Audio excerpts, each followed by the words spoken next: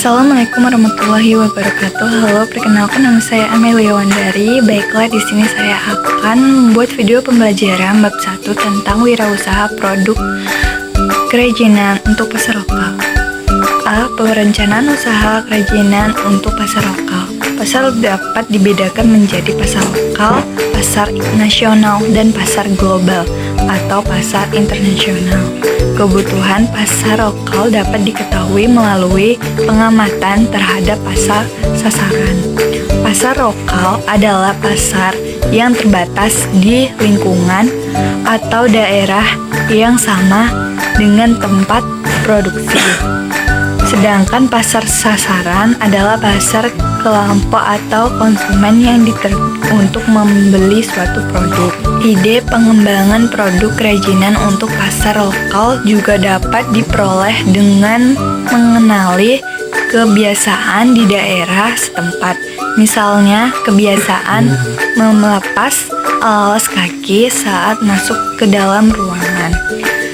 Segmen pasar sasaran yang berbeda memiliki kebutuhan yang berbeda-beda. Setiap kebutuhan yang berbeda merupakan peluang pasar bagi wirausahawan. Pada prinsipnya, pasar terjadi karena adanya permintaan atau dari pembeli dan penawaran atau dari penjual. Potensi pasar dapat diketahui melalui dua pendekatan.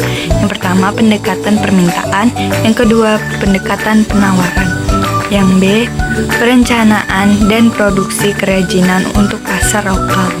Pasal perencanaan produk diawali dengan pencairan ide, dilanjutkan dengan pembuatan gambar atau sketsa ide. Ide terbaik kemudian dikembangkan menjadi modal dari kerajinan yang akan dibuat, ditunjukkan dengan persiapan produksi. Produksi adalah membuat produk dalam jumlah tertentu sehingga siap menjadi komoditi yang akan dijual. Proses perencanaan produk. Yang pertama, mencari ide produk dengan curah pendapat. A.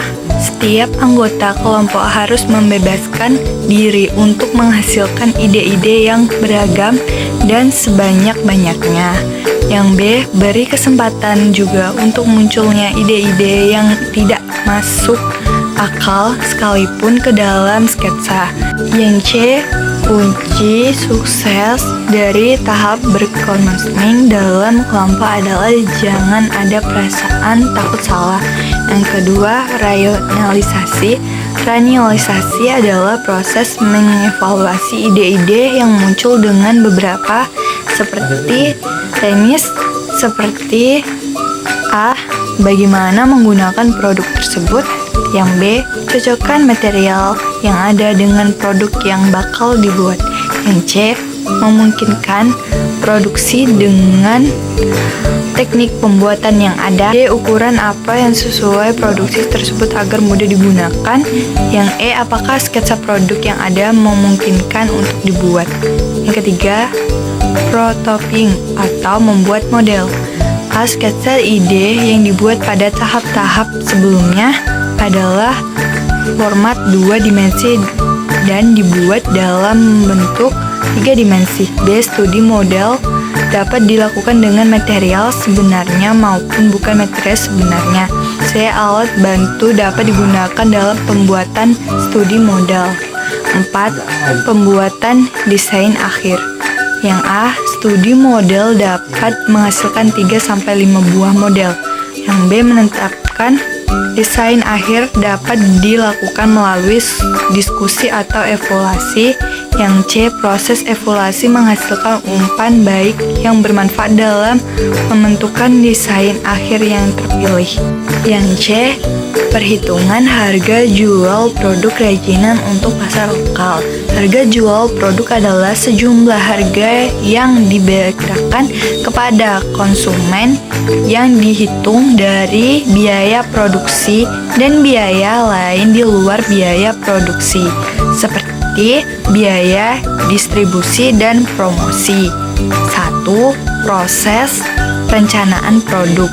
Unsur biaya produksi yaitu ada biaya bahan baku, biaya tenaga kerja, biaya overhead. Yang kedua, metode penghitungan harga produksi. Metode perhitungan harga pokok produksi yaitu ada pertama, full costing, penghitungan semua unsur biaya produksi. Yang kedua, variable costing, pendekatan variable costing, memisahkan penghitungan biaya produksi yang variabel dengan tetap sekarang. Baiklah, di sini saya sudah menyelesaikan video pembelajaran. Semoga bermanfaat bagi teman-teman. Assalamualaikum warahmatullahi wabarakatuh.